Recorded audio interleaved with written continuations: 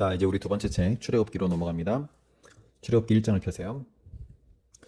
자, 히브리어로 된 원전 제목은 이름들은 이러하니라 라고 되어 있습니다. 이 사람들은 책 제목을 지을 때 우리처럼 그 책이 가지고 있는 어떤 성격을 규정지어서 그것을 함축적으로 표현하는 그런 이름을 짓는 것이 아니라 그냥 각 책에 제일 첫 번째 나오는 구절 그걸 가지고 이름을 지어요. 그래서 우리는 출애굽기 이렇게 부르는데 이 사람들은 이름들은 이러하니라 이렇게 부르는 겁니다. 그래서 이것을 번역할 때 헬라어로 번역을 하는 그 번역본에서 이걸 엑소더스라고 했어요. 탈출이란 뜻이죠. 탈출. 그래서 나왔다라는 것인데, 그래서 이걸 오늘날 우리말로 좀 제대로 좀 정제를 해서 번역을 하면 이집트 탈출기다 이렇게 번역을 하면 좋겠죠. 배경은 이렇습니다. 이 히브리 사람들이 이집트에 들어간 지 한 300년 정도 지나고 나서 인구가 엄청나게 불어나고 있는 그런 상황이에요. 자, 그런 때 요셉을 알지 못하는 왕이 일어났다. 성경이 이렇게 말하거든요. 요셉을 알지 못하는 왕이 일어났다. 이게 무슨 뜻이야? 그렇죠. 왕이 바뀐 거죠. 왕이. 그냥 왕이 바뀐 게 아니라 이집트 사람이 아닌 다른 나라 사람이 왕이 되었던. 그래서 왕조가 완전히 바뀌어 버렸다는 거죠. 왕조라는 것은 할아버지, 아버지, 아들 이렇게 해서 대대로 왕위가 쭉 이어져 갈 때 그걸 왕조라고 하는데 다른 왕이 일어나 버렸는데 그 왕이 요셉을 몰랐다라는 겁니다.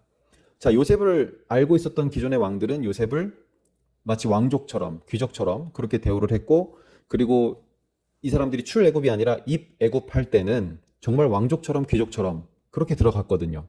그런데 요셉을 알지 못하는 사람이 왕이 되어버리는 바람에 하루아침에 노예가 되어버립니다. 자, 그러면서 이집트 사람들이 보았을 때 이 히브리 사람들이 불어나는 속도가 장난이 아니거든. 그러니까 이것들이 만약에 다른 나라 쳐들어왔을 때 그들과 합세해서 막 나라를 전복시키려고 한다든지 이런 것들이 이제 걱정이 되니 이 히브리 민족에 대해서 억제 정책을 펼치게 됩니다. 그 중에 하나가 이제 건축을 하게 하는데 노예들이 하는 거예요. 국고성 비돔과 라암셋을 건축하게 합니다. 국고성이라는 것은 이제 비상시를 대비하기 위해서 국가의 창고처럼 쓰이는 그런 성을 국고성이라 그래요. 주로 무기나 뭐 식량 이런 것들을 저장하는 것이죠. 그래서 여기 이 사진 한번 봐봐요. 여기 지금 흑벽돌로 만들다만 이런 흔적인데 오늘날에도 가보면 이런 흔적들을 어렵지 않게 발견할 수 있다고 합니다. 그래서 이 사람들이 벽돌을 만드는데 이 지역의 흙이 딱 눈에 보기에도 점도가 거의 없죠. 그러니까 이런 흙을 뭉치려면 적정량의 수분과 어떤 지푸라기와 같은 그런 철근 역할을 하는 이런 것들이 필요해요. 그런데 어느 순간부터 이 지푸라기도 안 주면서 벽돌을 구워내라는 거야. 숫자는 똑같이 해야 된다. 그래서 이 현장에 가서 보면 볏짚을 넣지 않은 벽돌과 또 볏짚을 넣은 벽돌이 같이 발견이 된다고 해요. 자, 이렇게 이스라엘을 학대하면 할수록 이제 인구 억제 정책이 효과를 볼 줄 알았는데 이 사람들이 일을 너무 심하게 시키니까 막 근육질이 돼가지고 애를 더 잘 낳는 거야. 그래서 이제 급기야 산파에게 만약에 아이를 낳았을 때 딸이면 살려두고 아들이면 다 죽여라 이렇게 했지만 이 산파들이 하나님을 두려워해서 죽이지 않았다 이렇게 이야기를 하고 있어 성경은. 그래서 급기야 이제 사내 아이를 나일강에 다 집어 던지게 됩니다.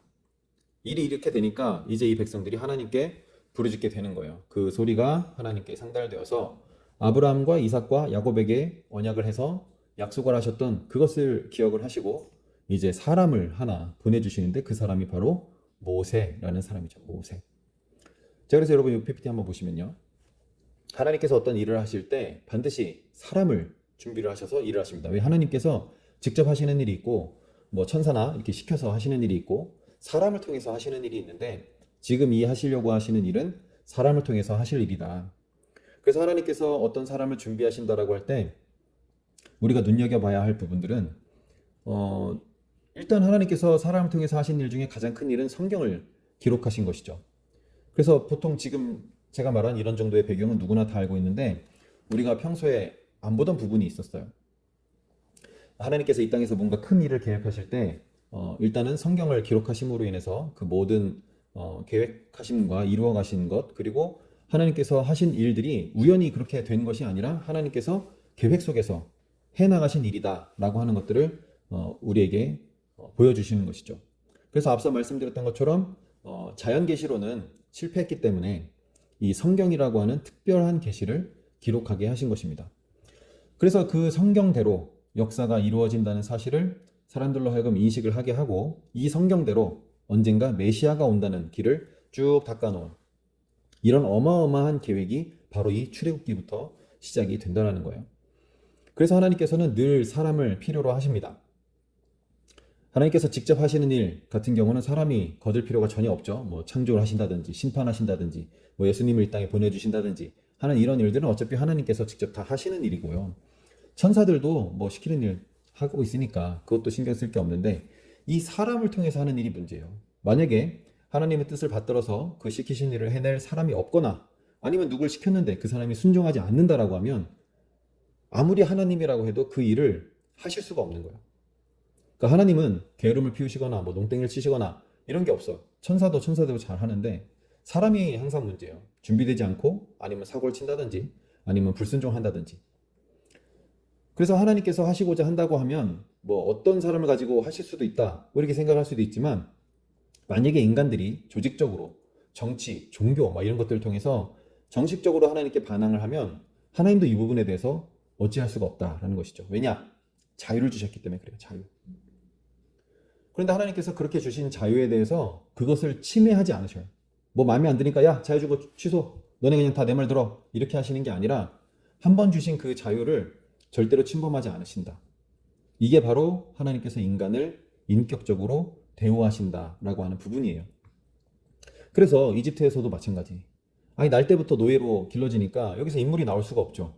그래서 레위 사람 아므람과 요게벳이라고 하는 사람을 택하셔서 하나님께서 어떤 특별한 배려를 하셔가지고 바로의 공주로 길러지게 합니다. 그게 뭐냐? 아까 그 왕조가 바뀌면서 그 각종 핍박과 이런 것들 하는 중에 급기야 2살 이하의 아들을 다 나일강에 던져서 죽여버리게 하는 그런 배경 속에 이 요게벳이 모세를 살리려고 또 나일강가에 갈대상자에 잘 이제 엽청을 발라가지고 거기다 두었는데 이제 바로의 공주가 그것을 발견하고 가서 기르게 되죠. 그래서 이런 장면들도 보게 되면 우리가 이집트 왕자라든지 이런 애니메이션들 보게 되면 이걸 또 갈대상자에 엽청을 발라서 그것을 나일강에 동동동 띄워보냈다 이렇게 다들 표현을 하고 있어요. 제가 만화책을 봐도 애니메이션을 봐도 100이면 100 다 그래. 그건 뭐냐? 성경을 보지 않고 그냥 애니메이션 만들어버린 거예요.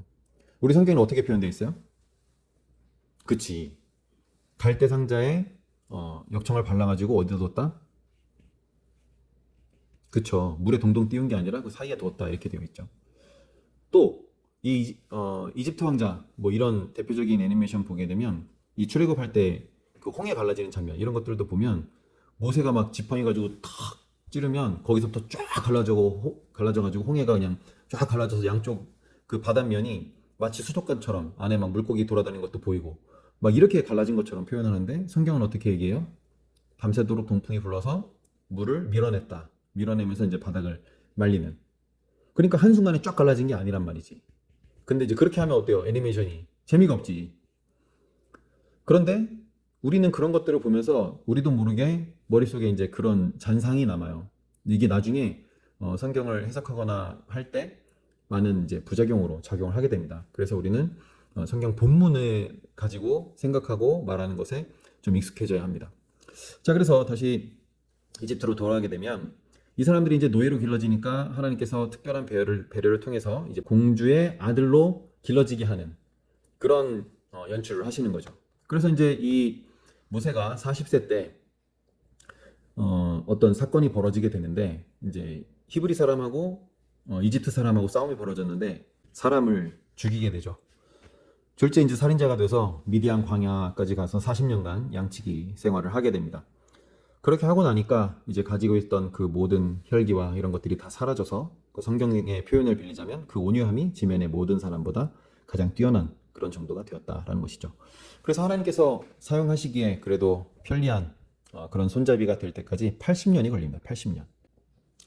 그래서 모세는 이 80이 될 때까지 충분히 기다리시면서 쓰시는데 자꾸 다급해지니까 이때 이제 어떻게 하셔요?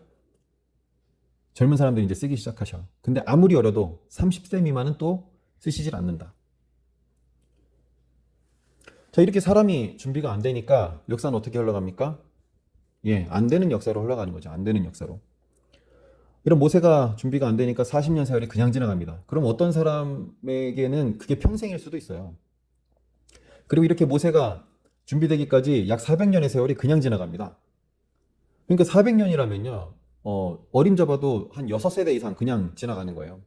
그러니까 어떤 사람은 하나님께서 어떤 일을 하실 때 준비하는 기간 속에서 그냥 자기 평생이 다 지나가기도 하고, 성경에는 그런 표현도 있죠.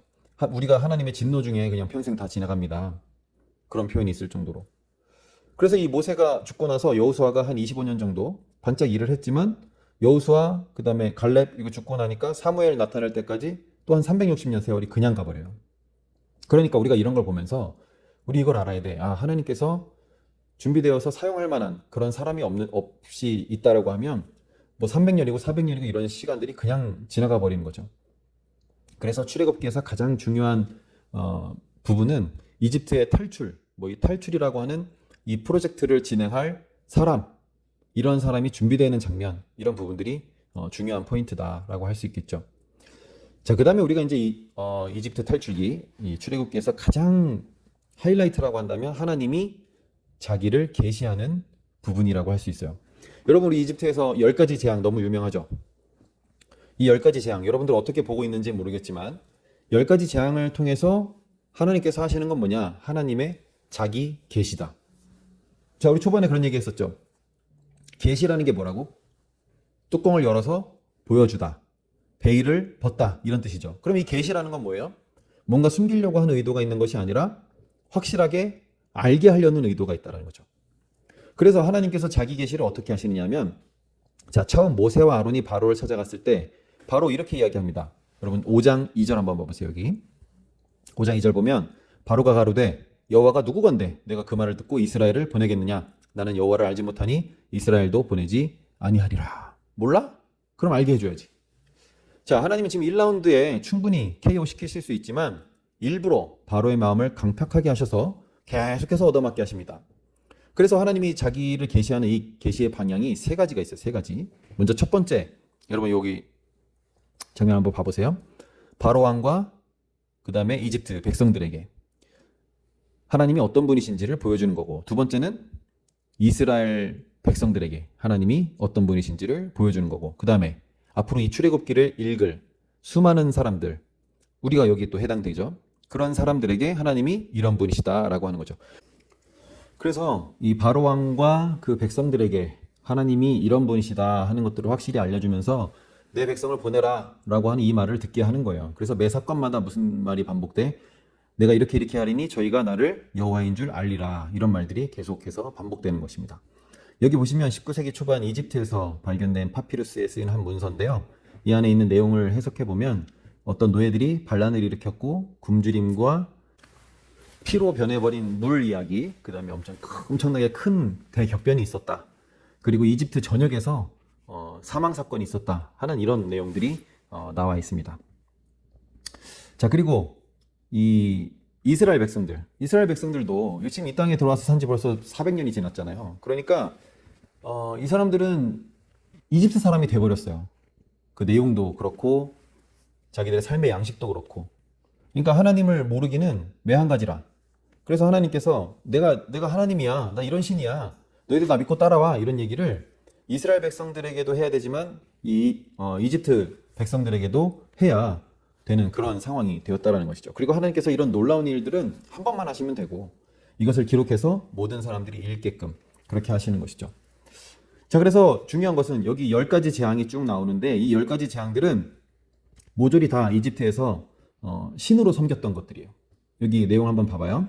첫 번째가 피, 그 다음에 개구리, 티끌, 파리, 악질, 독종, 우박, 메뚜기, 흑암, 마지막에 장자의 죽음까지. 그 관련된 이집트의 신들이 다 어떻게 되어 있어요? 뭐 닐루스, 뭐 헥트, 세브, 뭐 키페라, 하도르 뭐 하는데 여기 여러분 좀 들어봤을 만한 신 타이푼, 그 다음에 세라피스 이런 거 좀 들어봤죠. 그리고 유명한 게 태양신 라. 그래서 여기서 지금 소를 신으로 섬기고 뭐 파리를 신으로 섬기고 뭐 이런 것들인데 여기서 소를 신으로 섬겼던 그 버릇이 어디에서 나와요? 나중에 광야에 갔을 때 거기서도 소를 바로 금으로 만들어서 그걸 또 신으로 섬기는 그런 일들이 벌어지죠. 그것도 모세의 형이 주동해서 그런 일들이 벌어집니다. 왜냐, 이 보고 들은 게 이런 것밖에 없으니까 그렇게 될 수밖에 없는 거예요. 중요한 건 이집트에서 신으로 섬기던 것들을 하나하나 치면서 하나님께서 그 신보다 훨씬 능력이 크시다라고 하는 것들을 보여주는 거고, 이것들은 신이 아니다라는 선언이기도 한 거죠. 누구에게? 이걸 누구에게 하는 거예요? 이집트 사람들에게, 그리고 이스라엘 사람들에게. 왜요? 한쪽은 보내야 되고 한쪽은 가야 하니까. 우리가 나중에 열왕기서를 보게 되면 북왕국의 여로보암 이제 왕이 백성들에게 송아지 신상을 만들어서 섬기게 하는 이런 것들을 보게 돼요. 아니, 중간에 모세의 형이 그 소를 신으로 섬기는 거 이거 하다가 그게 크게 혼난 거 봤으면 하지 말아야 되잖아. 그러니까 이 열왕기서를 보게 되면 이 여로보암이 처음 시작했던 이 송아지를 신상으로 만들어서 섬겼던 이 죄악이 끝까지 갑니다. 왕국 멸망할 때까지. 그래서 이건 또 어떻게 된 거냐 보게 되면 이 사람 이제 솔로몬에서 잘못했잖아. 그래서 애굽으로 도망가죠. 이집트 가서 그거 보고 온 거예요. 그러니까 무엇을 보면서 사느냐가 굉장히 중요한 겁니다. 그래서 우리는 이 출애굽기를 읽으면서 나도 뭔가 하나님께서 이런 기적을 일으켜 주시면 내가 그거 보고 좀 믿을 텐데 이런 생각할 수가 있겠지만, 하나님께서 그렇게 하실 것 같았으면 오늘날 모든 사람들에게 그렇게 해주셨겠죠. 기적을 보면 믿음이 생긴다라는 이 논리가 맞다면 그게 훨씬 더 쉬운 일이거든요. 그런데 하나님께서는 이것을 기록으로 남기셔서 어떤 누구도 변하지 못하게 만들어 놓으시고 이 말씀을 기록하신 후에 그 말씀 속에서 역사를 하신다라는 거예요. 자, 우리가 이제 6월절 애굽 탈출을 보게 될 텐데, 정작 탈출하는 데는 뭐 얼마 안 겁니다. 1박 2일 만에 그냥 나와버리는데요. 준비하는데 오래 걸려서 그렇지 막상 탈출하는 과정은 하루 만에 그냥 끝나버립니다.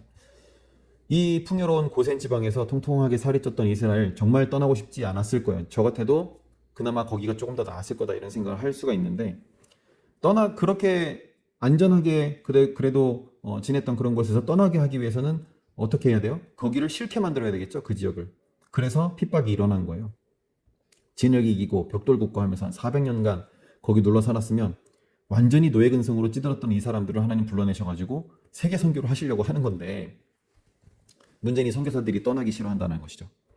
그래서 거기 우리가 본문을 보게 되면 그냥 나간 게 아니라 각각 이웃집에 가가지고 금, 은, 폐물과 장신구들을 달라고 해서 가지고 나가게 됩니다. 그래서 이 원어에는 이 부분이 약탈의 의미가 있는 그런 단어를 써서 표현을 하고 있어요. 그리고 나중에 우리가 성전 짓는 장면들을 보게 되면 엄청나게 많은 금이 들어가거든요. 그럼 그 금이 다 어디서 갖고 왔겠냐라고 하면 이렇게 쉽게 유추해 볼 수 있겠죠. 이때 각각 옆집, 앞집, 뒷집 가가지고 금은, 폐물 이런 것들 다 가지고 왔던 거 여기다 모조리 다 헌금을 해서 성전 지을 때 다 발랐다라고 하는 것이죠.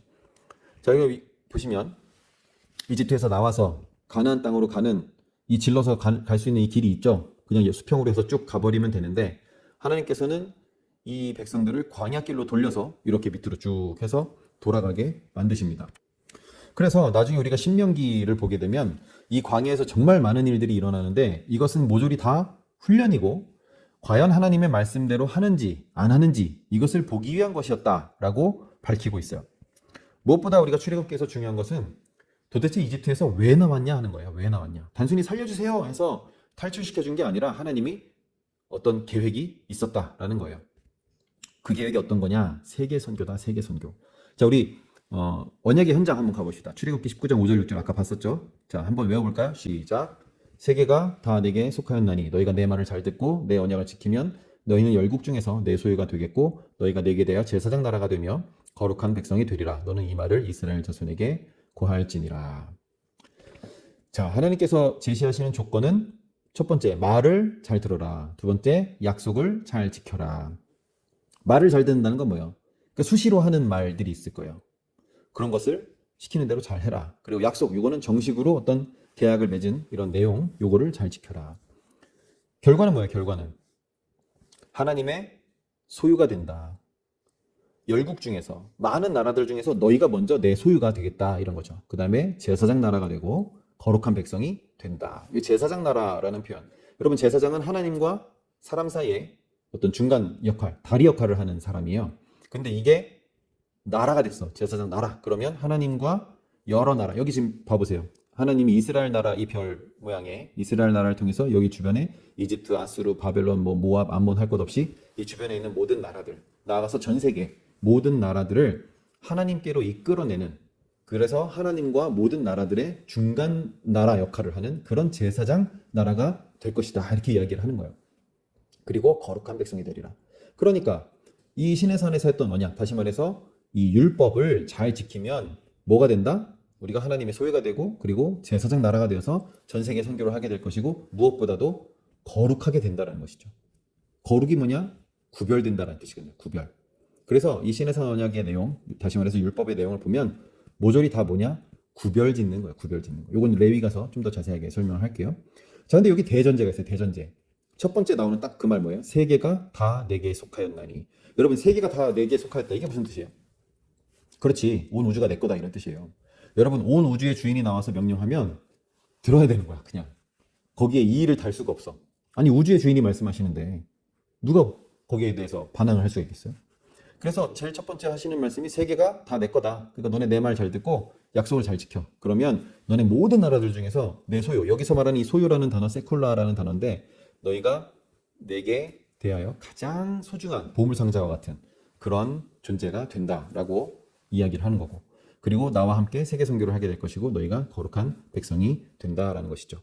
자, 하나님께서 이렇게 원대한 뜻을 가지고 이 이야기를 하셨는데, 이 말씀이 아까 이야기했었죠. 구약의 축이고 구약 성경 전체의 요절이고 가장 중요한 성경 해석의 원리가 되는 그런 말씀이다라고 말씀했는데, 이스라엘 백성들은 이런 대단한 제안을 받고도 그저 선민사상에 빠져서 그냥 제사장 나라로서의 사명을 전혀 감당하지 못하고 있다. 이 선민사상이라고 하는 것은 우리는 선택받은 백성이다, 이런 자부심을 말하는 건데, 하나님께서 그래 너네를 왜 선택했냐 이거예요. 왜 선택했냐. 선택받았다 이게 중요한 게 아니라 왜 선택했냐는 거예요. 세계 선교를 하려고. 그런데 이 사람들은 세계 선교가 아니라 빗장 붙들어 매고 이방인들 배척하느라고 이 선민사상에 푹 빠져서, 우리는 선택받은 백성들이고 저것들은 다 쓰레기야. 그러니 선교사가 이런 생각을 가지고 있으니 선교가 되겠어요? 자, 그래서 우리가 이제 이 십계명의 두 번째마다 보게 되면 이 신의 산에서 일어난 일, 첫 번째 우리 애굽에서 신의 산까지의 내용을 19장, 18장까지 살펴보았고, 그 다음에 19장부터 이어지는 내용이 이제 신의 산에서 일어나는 일, 언약을 맺은 거, 그 다음에 십계명 받은 거, 그 다음에 시행세칙에 대한 교훈들 쭉 이어지는, 그리고 성막 건축하는 장면들, 이런 것들이 이어지게 됩니다. 그래서 출애굽기를 이렇게 크게 두 부분으로 나누어서 설명할 수가 있게 되는데, 여기 우리 20장에서 보이는 이 십계명, 십계명은 10가지 명령이죠. 이것을 확대하면 율법이 됩니다. 그러니까 율법을 꽉 짜면 한 방울 똑 떨어지는 엑기스, 그게 십계명이에요. 이걸 잘 풀어서 설명하면 그게 율법이 되는 것이고, 나중에 예수님께서는 이 율법을 한마디로 딱 압축하십니다. 그게 뭐냐? 하나님 사랑하고 이웃 사랑해라. 근데 이 두 개가 서로 동급이다. 아주 확실한 요약이죠. 그래서 이게 강령이다, 이렇게 표현하기도 합니다. 그러니까 우리는 하나님 사랑하고 이웃 사랑하는데 이게 두 개를 해야 되는데 이 두 개가 동급이래. 그러면은 하나만 해도 반대쪽 거 만족시킨다는 얘기죠. 그런데 우리가 눈에 보이지도 않고 만질 수도 없는 하나님을 어떻게 사랑할 수 있겠어? 그래서 그럼 너네 나 사랑하기가 좀 애매해? 그럼 너네 이웃을 사랑해라. 그럼 니네가 날 사랑한 걸로 쳐줄게. 이런 개념인 거예요, 말하자면. 그럼 우리가 눈에 보이지도 않고 만질 수도 없는 하나님을 입으로만 사랑한다고 주저리주저리 떠들 게 아니고, 우리 각자가 이웃을 끔찍이 사랑을 해야 된다. 누구 사랑하는 것처럼, 하나님 사랑하는 것처럼. 이게 서로 동급이다, 이런 것이죠. 자, 그래서 21장에 가게 되면 이제 무엇을 해야 할 것인가 하는 구체적인 지침들이 나오는데, 여기 21장 6절 한번 봐봐요. 6절. 자, 문설주에 대고 이 송곳으로 귀를 뚫으면 종신토록 종이 된다, 이런 표현이 있어요. 여러분, 우리가 살다 보면 뭐 망할 수도 있고 부도날 수도 있고 그런데, 그렇게 됐을 때 이 이스라엘 법에는, 다시 말해서 율법에서는 어떻게 얘기하냐면, 가장 가까운 친척이 그 사람의 모든 빚을 다 변제하고 그 사람을 대신 종으로 데려갈 수 있다. 그렇지만 종처럼 대하면 안 되고 여전히 형제처럼 대해야 되고, 이 7년마다 한 번씩 돌아오는 정기 면제년에 이 사람들은 다 해방시켜줘야 됩니다. 그리고 가게 하나씩 다 차려줘야 돼. 먹고 살게 해줘야 되는 거예요. 그리고 데리고 있는 동안 월급 따박따박 다 지급해야 되고. 그러니까 요걸 이제 기업을 무른다라고 표현하는데, 이 기업 한번 무르고 나면 뭐 거의 자기 재산 절반 들어간다고 보면 돼요. 그런데 중요한 것은 이 부분에 대해서 하나님이 이런 지침을 하셔. 그렇게 그 종이 나중에 이제 자유인이 될 수 있는데, 그 자유인이 될 수 있는 정기 면제년에 종이 나는 그냥 주인님과 함께 이렇게 사는 게 좋습니다. 나는 그냥 당신과 함께 살겠어요. 이렇게 이야기를 하면 그 종을 데려다가 문설주에다 대고 송곳으로 구멍을 뻥 뚫으면 영원히 그 사람과 함께 그 종이 살 수 있게 된다라는 거예요. 여러분, 이게 무슨 뜻이야 도대체? 구멍으로 귀 뚫으면 아프겠다. 그게 핵심이 아니고 너 뭐 기업 무르는 거 뭐 책임이니까 어쩔 수 없이 해가지고 되게 기분 나빠가지고 그 종을 그러니까 자기 가장 가까운 친척을 데려다가 종처럼 부릴 수 있는데 종처럼 부리지도 못하고 여전히 형제처럼 대하라고 했으니까 종처럼 부리지도 못해. 월급 다 줘야 돼. 뭐 퇴직금 챙겨줘야 돼. 먹고 살게 해줘야 돼. 이거 기분 나빠가지고 대충 하면은 이런 말 못 들어. 그런데 하나님께서 말씀하신 것 이상으로 그 종을 여전히 형제처럼 대하고 아무 걱정하지 마. 내가 다 책임질게 하면서 잘 대해주고 이렇게 하면 그 종이 이거 내가 이제 독립해서 사회 나간다고 내가 뭐 뾰족한 수가 있겠나? 나 그냥 주인님 너무 좋고 사랑하는데 그냥 여기서 살고 싶다. 라는 생각이 들게끔 그래서 그 종의 입에서 무슨 말이 나오게 해라? 나는 그냥 독립하지 않고 주인과 함께 살겠다라는 말이 나오도록 살아라 이런 거야 주인들에게. 여러분 이 하나님의 이 말씀 어떻게 받아들여요? 저는 이런 장면들을 볼 때마다 너무 감동이 돼. 이거는 하나님이니까 만들 수 있는 법이다. 인간들은 이런 법을 만들 수가 없어요. 하나님은 고아와 과부와 힘없는 사람, 항상 이런 사람들에게 관심이 많으신데 그런 사람들을 배려하는 법으로 율법을 만들어 주시고 나서 그 주인이 되는 사람들, 그것을 지켜야 되는 사람들에게 이런 문구들을 계속 이야기를 하시면서 은연중에 그런 이야기를 하시는 거야. 야, 너 나중에 저한테 이런 소리 들어야 돼. 라는 거죠. 자, 12절부터는 반드시 죽여야 하는 죄가 목록이 쭉 나옵니다. 그 중에 이제 부모에게 대들거나 저주하는 이런 사람들은 반드시 죽여야 한다. 그래서 23절, 25절 보면 여기 이제 동해 보복법이라고 합니다. 똑같은 해를 보복해라. 그러니까 누가 내 눈을 상하게 하면 너도 가서 눈을 상하게 해라. 뭐 이런 내용인데 중요한 것은 이게 시행령이 아니야. 시행령. 너 이웃이 만약에 네 눈을 상하게 하면 너도 가서 눈을 터뜨려. 이런 게 아니라 너희들 살아가다가 다른 사람의 신체에 어떤 해를 가하거나 하면 너도 똑같이 그 일을 당해야 하니 그렇게 하지 말아라 하는 예방법이다. 예방법. 뭔 말인지 알겠죠? 그래서 이 동해 보복법은 예방법의 개념으로서 해석을 해야 맞는 거다라는 것이죠. 뭐 너무 잔인해요. 뭐 용서해주면 안 돼요. 이런 개념의 해석이 아니라 이것은 예방을 위한 법이다라고 하는 것이고요. 22장에 가서 보면 이제 배상법이 나옵니다. 보통 내가 입힌 손해보다 더 배상하게 합니다. 그건 뭐냐? 하나님께서 야, 금전관계 이런 거보다 더 중요한 것은 인간관계야. 너 돈 그거 조금 뭐 덜 물어주려고 애쓰다가 인간관계 다 깨뜨리지 말고 조금씩 더 배상을 해서 너 그 사람과의 관계를 더 중요하게 여겨라. 이런 것이죠. 그리고 계속해서 나그네와 고아와 과부를 돌보라는 말이 끊임없이 나옵니다. 이 율법 안에. 자, 그리고 중요한 거. 돈을 빌려주었을 때는 채권자처럼 하지 말라 이거야. 그 중에 하나 표현이 저당 잡은 옷은 해가 지기 전에 반드시 돌려주라는 거죠. 여러분 왜 그래야 될까요? 여러분 사막에서 제일 중요한 게 뭐야? 물이죠, 물. 물 없으면 뭐 며칠을 버티기가 힘들어. 뭐 음식은 뭐 한 일주일 이상, 열흘 이상 안 먹어도 버틸 수가 있는데 물 없이는 2, 3일을 버티기가 힘들죠. 그런데 겉옷이 없으면 하루를 버티기가 힘들어. 왜? 낮에는 50도, 60도 올라가. 밤에는 영하로 떨어져. 그러니까 이 겉옷이 낮에는 햇빛을 막아주는 역할을 하는 것이고 밤에는 이불처럼 덮고 자는. 그래서 이 사막 기후에서는 필수품이라. 그러니까 겉옷을 저당 잡고 돈을 빌려주었을지라도 해지기 전에는 반드시 그 사람에게 돌려줘라. 왜? 밤에 이불 없으면 굉장히 힘드니까. 그러니까 하나님은 이 언제나 돈 문제 이런 것보다 인간관계를 더 중요하게 여겨라 라는 말씀들을 끊임없이 하시면서 이런 어떤 법의 어떤 시행 사칙들을 면밀하게 살펴보면 나그네 고아 과부 힘없는 사람들 이런 사람들을 아주 세밀하게 배려하는 것들을 볼 수가 있어요. 그래서 제가 이 레위기를 읽다가 하나님 만났잖아. 야, 이런 법을 만드시는 분이라면 이분은 정말 사랑스러우신 분이다. 제가 그래서 하나님 사랑해요라는 말이 나왔어요. 레위기 읽다가. 여러분 레위기가 막 굉장히 딱딱하고 재미없는 책인 것 같죠? 물론 재미는 없어. 근데 굉장히 의미가 있어요. 그래서 그 의미를 하나하나 발견할 때마다 그 감동은 이루 말할 수가 없어. 그래서 저는 여러분들이 저와 함께 성경 캠프를 진행할 때 뭐 어차피 뭐 반강제죠. 여기 앉아서 들을 수밖에 없으니까.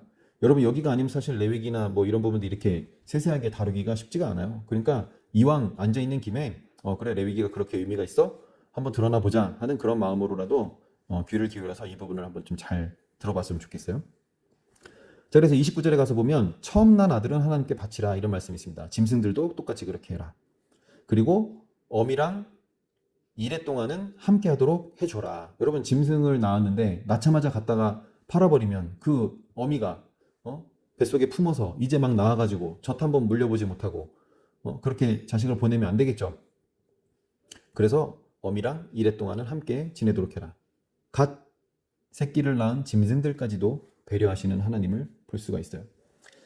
자, 우리 23장 3절 한번 볼까요? 23장 3절에 한번 보면 하나님 이런 상황에서도 이 공평함을 또 잃지 않으셔. 가난한 자라고 해서 판결을 할 때 두둔하지 말아라. 여러분 가난하다고 해서 다 착합니까? 아니죠. 가난하지만 나쁠 수 있죠. 그래서 가난하다고 해서 무조건 그 사람을 두둔해주지 말라.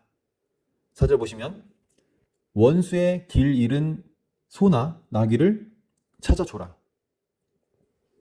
내가 미워하는 놈이 있어도 그 친구의 나귀가 만약에 엎어진 것을 보면 가서 일으켜줘라. 이런 거죠. 야, 이건 참 진짜 쉽지 않은 것 같아. 내가 진짜 싫어하는 사람이 있어. 근데 그 사람이 어떤 재산상의 손해를 입었거나 했을 때 그 부분을 내가 가서 이렇게 도와주거나 하는 거 정말 쉽지 않거든요. 그런데 내 원수같이 여기는 사람, 미워하는 사람, 이런 사람들이 소를 잃어버렸거나 나귀를 잃어버렸거나 같이 찾아주고, 만약에 그 원수같이 여기는 놈 나귀가 자빠졌으면 가서 같이 일으켜주는. 여러분 이런 행위는요, 내가 이런 선한 일을 했을 때 반드시 하나님께서 이런 부분들을 나를 채워주실 거다라는 이런 믿음이 없으면 이거 하기가 어려워. 그래서 하나님께서는 이런 부분들을 명령을 하시면서 또 한 가지, 뇌물은 절대로 받지 말아라. 그리고 나그네를 대접하라. 이거 많이 말씀하셔. 나그네를 대접하라. 왜 그럴까요? 지금 이스라엘 백성들이 나그네야. 너네들이 나그네 되었을 때, 어디 갈 곳 없고 오라는 데 없었을 때 이런 은혜를 받았으니 너희들도 나중에 그런 나그네를 보게 되면 대접을 해줘라 라고 하는 것이죠. 그래서 지금 이런 제가 몇 가지만 살펴봤지만 여러분 율법이 이런 내용인지 잘 몰랐죠. 그냥 고리타분하고 딱딱하고 재미없는 그런 내용인 줄만 알았죠. 근데 그 의미를 하나하나 곱씹어보고 그 의미를 알게 되면 야, 정말 하나님이 만드신 이런 법 정말 너무 아름다운 법이다. 이런 법이 온전히 지켜지는 그런 나라에서 살고 싶다. 그게 어디냐? 그게 천국이에요. 그게. 여러분 하나님 나라의 법이 온전히 지켜지는 곳이 천국입니다. 우리 죽으면 가는 곳 막연히 이렇게 생각할 게 아니고 어떤 장소의 개념으로만 생각할 게 아니라 이거는 하나님의 백성이 있고 그리고 하나님이 계시고 그리고 하나님의 법이 온전히 지켜지는 곳. 이게 국가의 3요소죠. 국민, 주권, 영토 이게 3요소잖아요. 그러니까 하나님 나라도 마찬가지야. 그래서 우리는 이 땅에서 천국을 경험해야 돼. 그게 어디냐? 거기가 바로 교회예요. 교회. 여러분 교회가 좀 아무리 썩었다 잘못됐다라고 하지만 그래도 그나마 하나님 나라의 법이 지켜지는 곳이 교회예요. 만약에 그 교회 안에서 이렇게 율법의 정신과 그리고 하나님 나라의 법의 그런 관념들이 온전히 지켜진다라고 하면 우리 굳이 천국이라고 하는 우리가 관념적으로 알고 있는 거기 갈 필요가 없어. 왜? 거기가 천국이다. 제가 좀 이따 레위기를 설명할 텐데 그 레위기 안에 있는 내용들을 구체적으로 쭉 살펴보다 보면요, 여러분들 저와 똑같은 감동을 할 거라고 믿어요. 아, 이런 법이 지켜지는 곳이 있다면 굳이 이거보다 더 좋은 곳은 없으니까. 자, 그 다음에 이제 안식일법이 나오죠. 안식일. 여러분, 안식이라고 하는 것은 쉰다라는 것이잖아요. 그러니까 안식일 하면 뭐야? 쉬는 날이에요, 쉬는 날. 근데 오늘날, 이게 안식일과 주일을 좀 헷갈리는 사람들이 있어. 그래서 안식교인들이 좀 대표적인 거고, 안식일하고 주일은 다른 거예요. 일단 날짜도 달라. 안식일은 금요일 해질 때부터 토요일 해질 때까지가 안식일입니다. 주일은 일요일이고요. 전혀 다른 날이죠. 그래서 이 안식일은, 어떤 법의 개념으로 보면 안 돼. 이건 배려예요, 배려. 뭐냐? 이걸 종교 행위로 여겨서 이 하나님의 뜻을 좀 오해한 사람들이 신약에 많이 나와. 예수님께서는 끊임없이 안식일 논쟁을 하세요. 다시 말해서 안식일 날 일을 치셔. 사고를 치셔. 그래서 뭐 서기관들이나 제사장들이나 이런 사람들하고 끊임없이 대립을 해. 이 안식일 개념을 가지고. 여러분, 하나님께서 안식일을 명령하신 것은요. 그날 무슨 뭐 종교 행사를 해라, 뭐 요식 행위를 해라 이런 게 아니야. 요 예배를 해라 이런 게 아니야. 안식일을 지킨다는 것은요. 그냥 사람을 쉬게 해주면 되는 거야. 쉬게. 그래서 예수님은 그런 표현하시죠. 이게 안식일이 사람을 위해서 있는 것이지 사람이 안식일을 위해서 있는 게 아니다. 인자가 사람이 안식일의 주인이다. 그리고 이것은 하나님을 위한 것이 아니라 사람을 위해서 있는 것이다. 그리고 이 안식이 필요 없는 하나님께서도요. 이 천지 창조를 하실 때 7일 날, 일곱 번째 날 쉬셨어요. 그걸 쉬시면서 이 명령을 하시는 거야. 야, 주인들 잘 들어. 너네는 어차피 1년 360일 놀잖아. 근데 네가 데리고 있는 종이나 노예나 심지어 뭐 어떤 짐승들이나 이런 존재들은 네가 쉬라고 하기 전까지는 쉴 수가 없는 사람들이다. 그래서 실제로 고대 사회에서 노예는 생각보다 값이 싸요. 그러니까 노예를 사가지고 와서 진짜 이 사람이 죽을 때까지 일을 시킵니다. 죽을 때까지. 그러니까 내가 노예가 됐다? 그럼 나는 그냥 죽는 게 아니라 그 죽을 때까지 일을 쉬지 않고 계속 해야 되는 거예요. 죽으면 또 사오는 거야. 싸니까. 그럼 주인들이 어떻게 하겠어요? 아유, 야, 너도 사람인데 좀 쉬어야지. 이렇게 하겠어요? 아, 싼데 뭐 또 사오지. 야, 너 일해. 그냥 우리 영화 같은 데 보면 그런 거 많잖아요. 막 노예가 일을 하다 막 그냥 픽 쓰러지면 어떻게 해요? 데려가 치료하나? 아니죠. 야, 저 들어. 저쪽 치워버려. 하고선 새로운 노예 또 사오고. 그러니까 이렇게 누군가가 쉬라고 하기 전까지 쉴 수가 없는 그런 존재들에게 쉼을 주는 거예요, 이게. 심지어 동물들까지도. 그런데 이거를 나중에 이제 이 법을 지켜야 될 사람들은 노예가 아니야. 주인이 지켜야 돼, 주인이. 주인이 이런 법을 지켜야 노예가 쉴 수 있는 거예요. 그러니까 주인에게 하는 말이거든, 이건.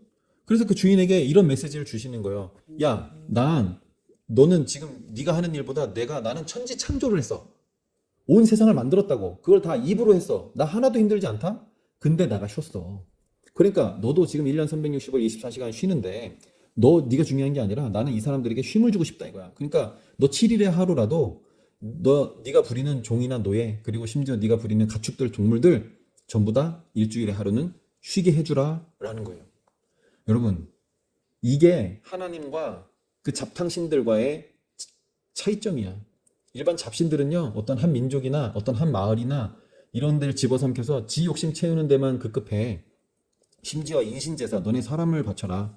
하나님께서 아들 바치라니까 너네도 아들 바쳐라. 근데 진짜로 바쳐라. 죽여서 불살라 바쳐라. 이런 게 잡신들이에요. 근데 하나님께서는 어떻게? 이 사람들에게 쉼을 주고 싶은 거야.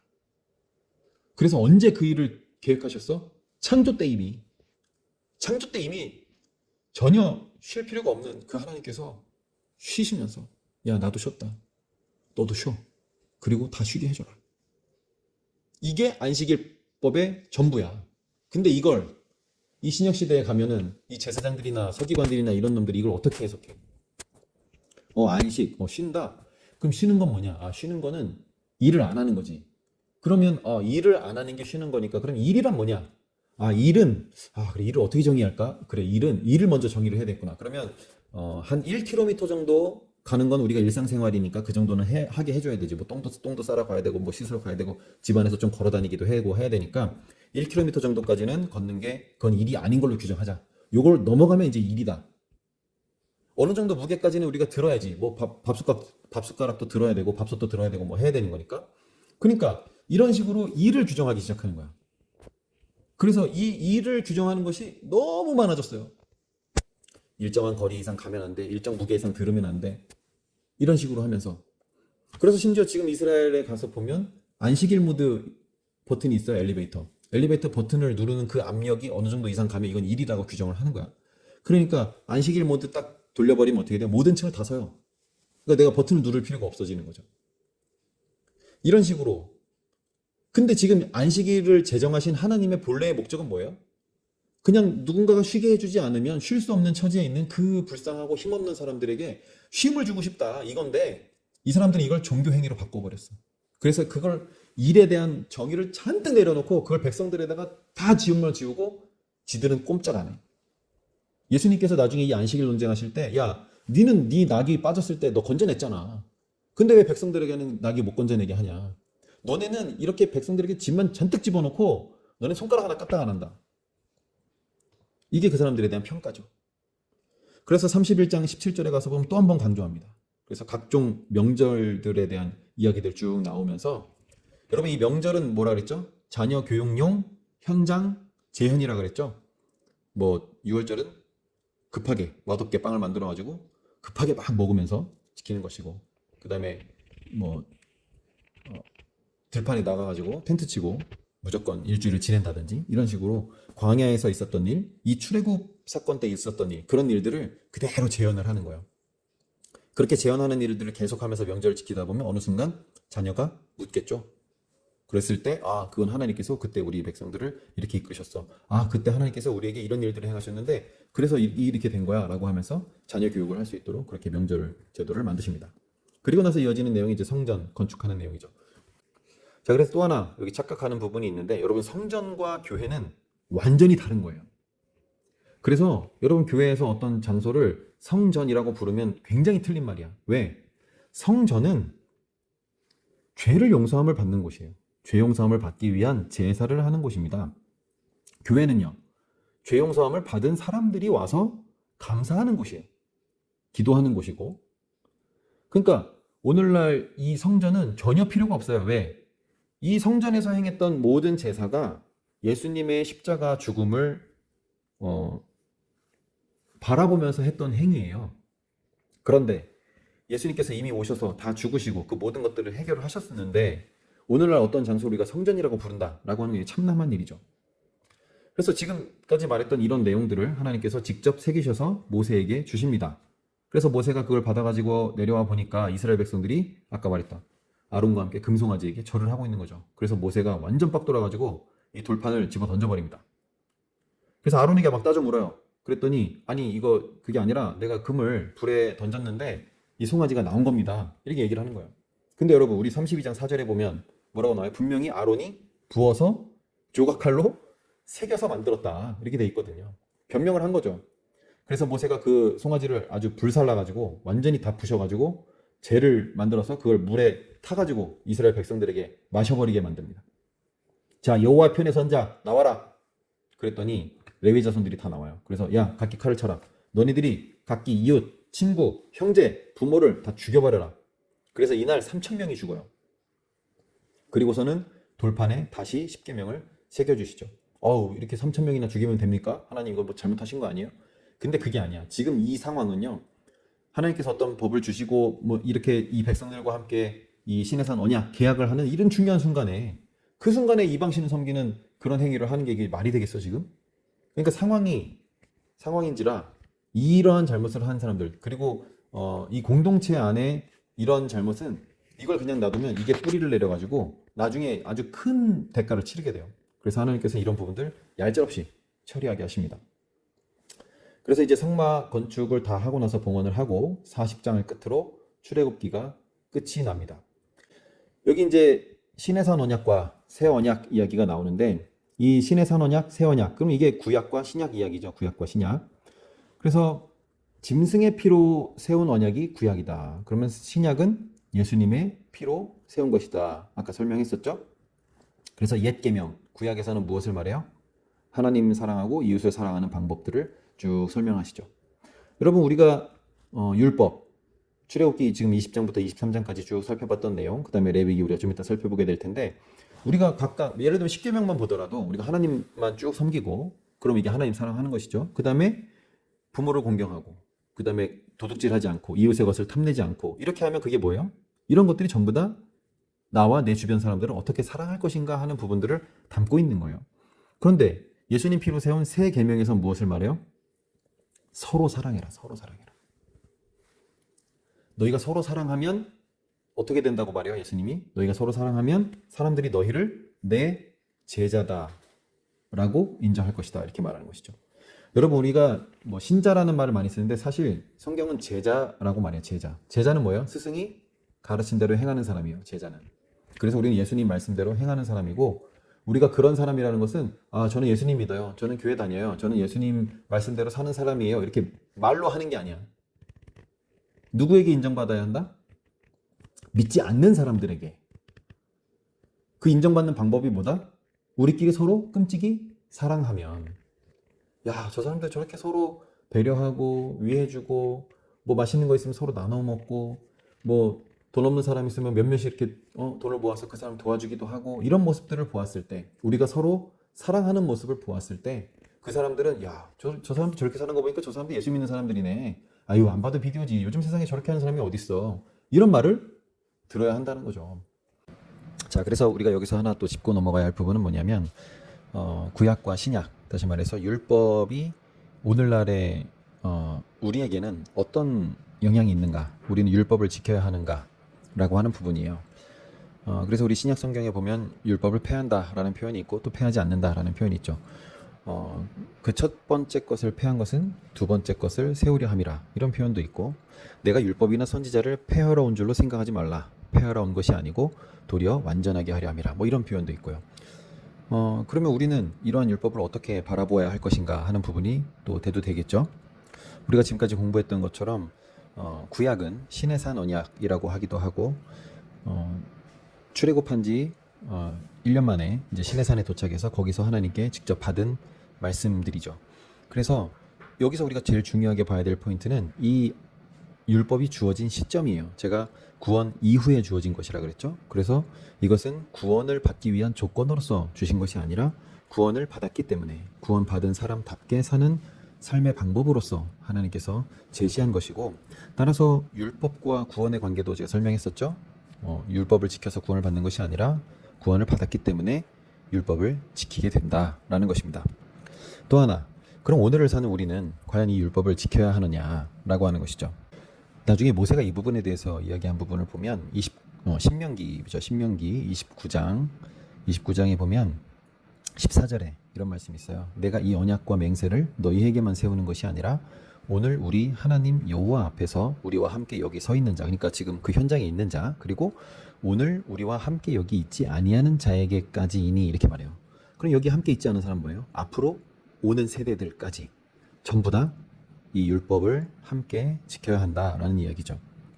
그래서 우리는 뭐 예수님을 믿기 때문에 이제는 율법을 지킬 필요가 없다, 이렇게 말하는 건 너무 유치한 얘기다. 왜냐하면 제가 늘 얘기했죠. 율법이라고 하는 것이 그 수준이 유치원 수준이다.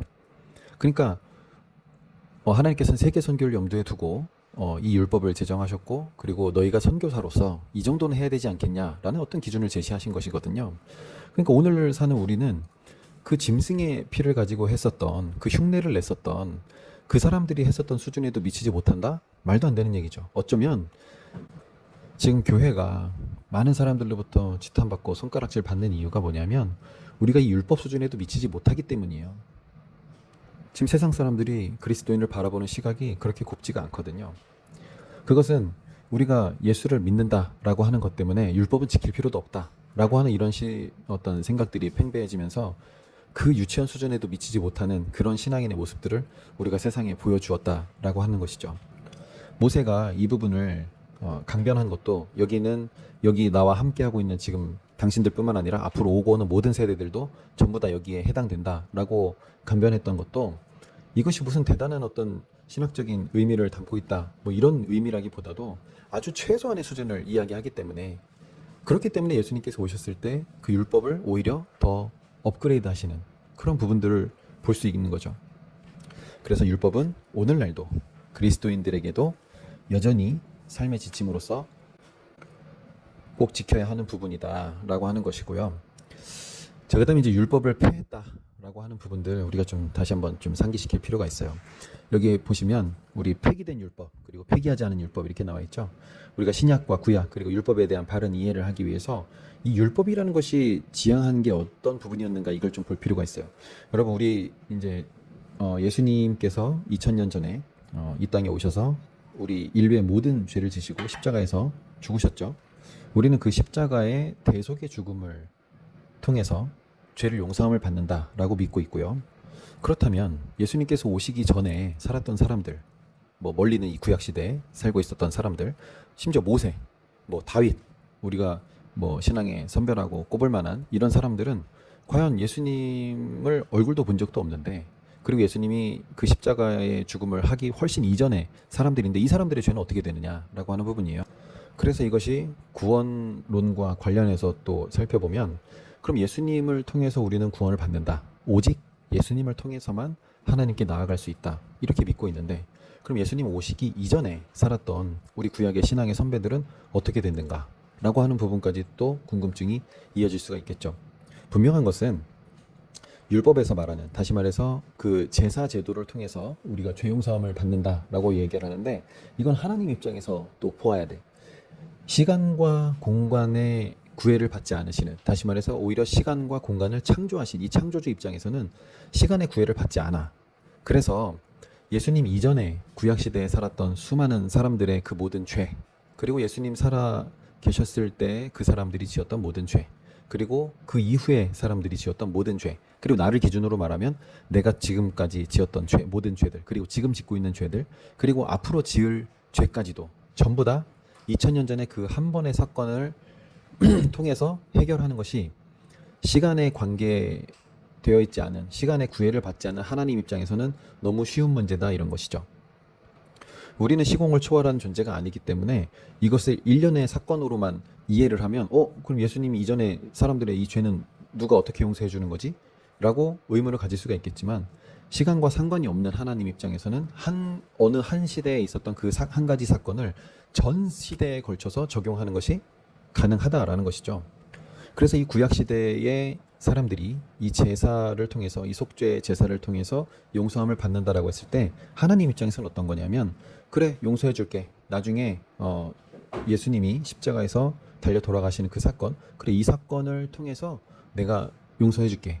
근데 그 전까지 내가 그 죄를 잘 간수하고 있겠다라고 하는 거예요. 그렇다면 제사는 왜 하느냐? 이 제사 제도는 전부 다 어디를 바라보고 있냐면 예수님을 바라보고 있어. 그러니까 예수님께서 십자가에서 자기 희생을 통해서 그 대속의 죽음을 하시는 그 모든 장면들을 형상화해서 그것을 흉내내는 거야. 실제 사람이 죽을 수는 없으니까 대신 소나 양이나 뭐 비둘기를 잡아서 제사를 하는 것이죠. 이것이 대속, 누군가를 대신해서 죽는다라고 하는 이 개념을 흉내내는 거야. 그래서 하나님께서는 이런 부분들을 너희들이 해라, 그렇게라도 흉내를 내면서 그 먼 훗날에 오실 그 예수님을 바라보고 이런 흉내를 내면 내가 그 죄들을 잘 간수했다가 나중에 그 예수님의 십자가 죽으심의 그 사건이 일어났을 때 내가 한꺼번에 다 처리해 주겠다. 그러면 죄를 용서해 주시는 하나님 입장에서는 지금 용서하나 나중에 용서하나 똑같은 것이고, 또 지금 당장 용서하는 것이 아니라 잘 간수하고 있다고 할지라도 그 대상이 되는 사람에겐 그래 너 용서해 준 걸로 칠게, 얼마든지 이렇게 할 수 있는 것이죠. 그래서 구약시대 사람들이나 신약시대 사람들이나 모든 죄는 예수님의 십자가 죽으시는 그 사건, 그 하나를 통해서 모든 사람들의 죄를 다 해결을 하신다라고 하는 부분이고요. 그래서 구약시대의 사람들이 제사 제도를 통해서 어떤 모형으로 행했던 이런 일들이 예수님께서 이 땅에 오셔서 실제로 죽으심으로 그 실상이 와버렸다는 것이죠. 그러면 이 실상을 바라보면서 했던 이 모형, 이거는 이제 필요해요, 필요하지 않아요? 그죠? 필요 없는 거죠, 이제는.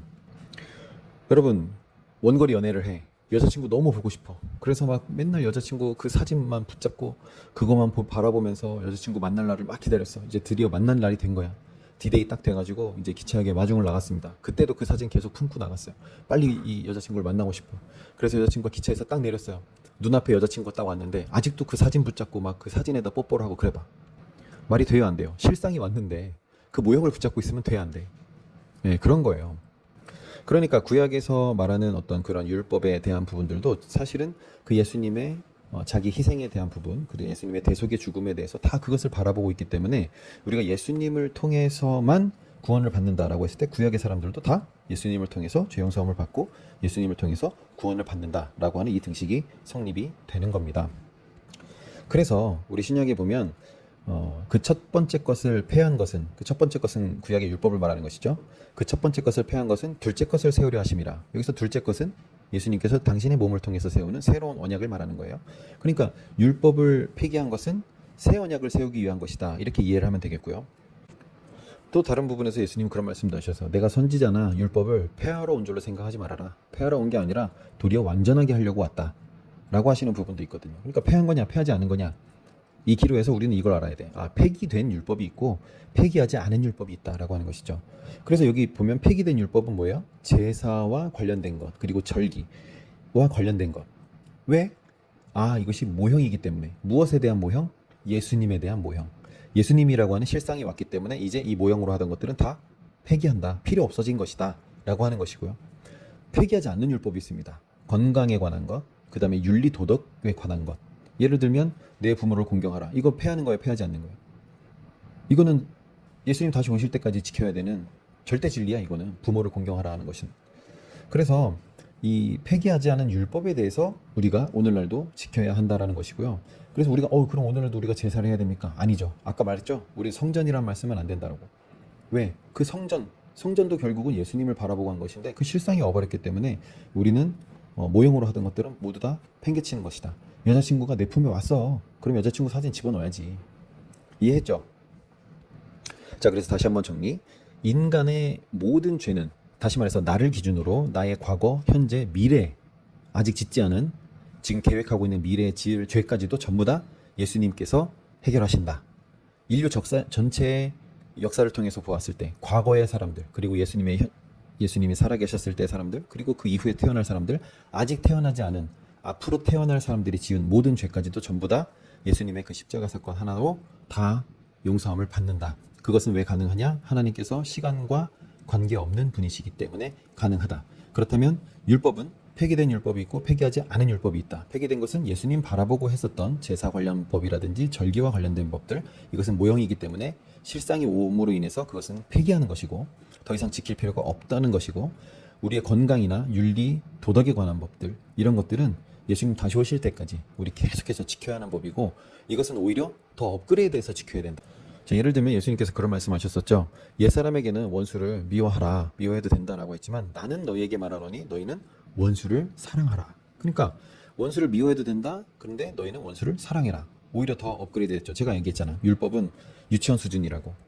그러니까 예수님께서 그것을 대학원 수준으로 이제 끌어올리는 거야. 야, 짐승 피 가지고 그 무형으로 했던 거, 이런 거 하는 사람들도 이 정도는 지켰는데 너희들은 내 피를 가지고 내가 직접 희생해서 그 모든 것들을 완성해놨는데 이제는 좀 업그레이드 돼야 되지 않겠냐라고 하는 것이죠. 그래서 우리가 이제 지켜야 할 율법은 과거의 그 율법의 정신은 그대로 가지고 오되 우리는 훨씬 더 높은 수준의 것을 지향하면서 지켜야 한다라고 하는 것이에요.